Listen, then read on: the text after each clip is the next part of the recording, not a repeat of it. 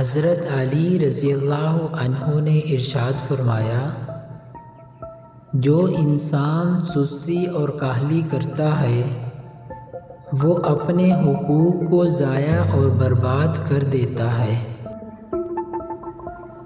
बेहतरीन अमल वो है जिस पर अमल करने के लिए तुम्हें अपने नफ्स को मजबूर करना पड़े। जो चुगलखोर की बात पर एतमाद करता है वो दोस्त को अपने हाथ से खो देता है। मैंने अल्लाह को पहचाना इरादों के टूट जाने से, नियतों के बदल जाने और हिम्मतों की पस्त हो जाने से। किसी के मुंह से निकलने वाली बात में अगर सच्चाई का पहलू निकल सकता हो तो उसके बारे में बदगुमानी ना करो। जो बात ना होने वाली हो उसके बारे में सवाल ना करो, इसलिए कि जो है वो ही तुम्हारे लिए काफ़ी है। वो भलाई भलाई नहीं जिसके बाद दोज़ख हो, और वो बुराई बुराई नहीं जिसके बाद जन्नत हो।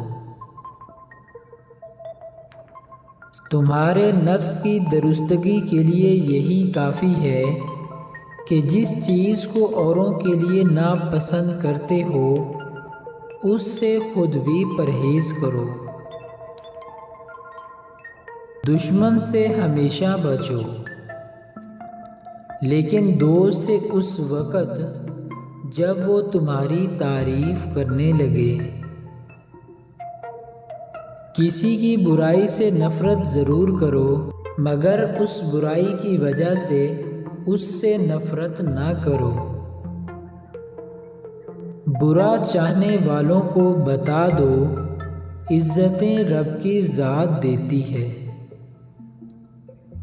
चार चीज़ों को चार चीज़ों से धोया करो, ज़बान को अल्लाह के ज़िक्र से, आँखों को आंसुओं से, और गुनाहों को इस्तिग़फ़ार से, और दिल को खौफ़े खुदा से।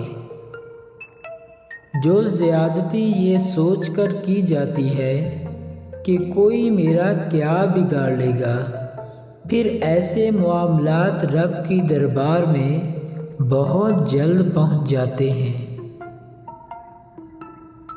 वो लोग किसी के नहीं होते जो दोस्त और रिश्तों को लिबास की तरह बदलते रहते हैं।